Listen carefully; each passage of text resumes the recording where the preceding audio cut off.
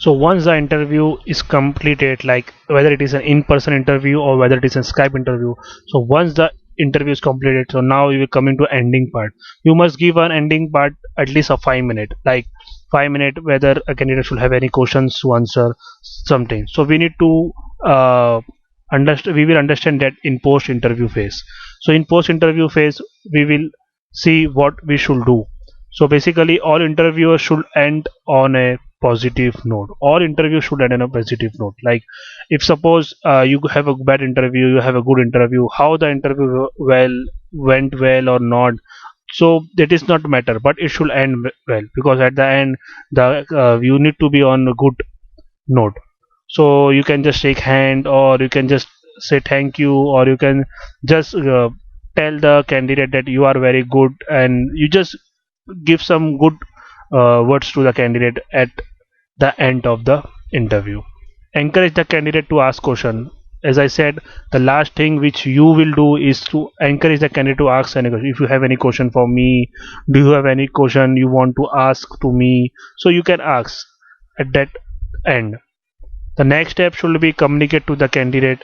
Like, if suppose if the candidate is good or bad, you can tell that HR will call you, the HR will get back to you, something the next step. So definitely after candidate interview, the next step will be of HR, because HR will be following up with the candidate. Fill the technical interview evaluation template form. I will show you the template form after this. So template form is important, because in that you are going to rate the candidate, like out of 5, 1 to 5, or 1 to 10, on the basis of skills, communications, and presentation.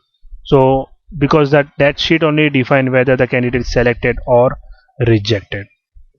Attach the code that the candidate has written along with the evaluation form. So yes, you need to attach the candidate uh, code, because that is a proof that candidate has written some code on it, and you can cross verify if suppose you are facing any issue at that time, to understand what code the candidate has written, so you can cross verify with your team member as well. And the last, you can send timely and actionable feedback of the candidate to the recruitment team.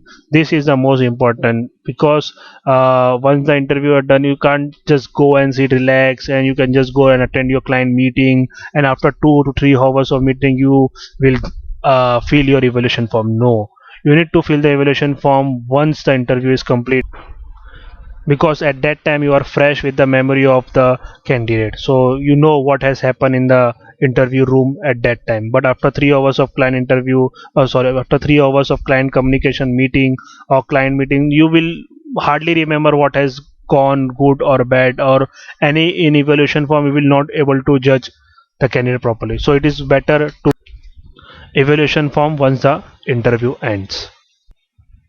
So in this session we have learned about how the interview is constructed.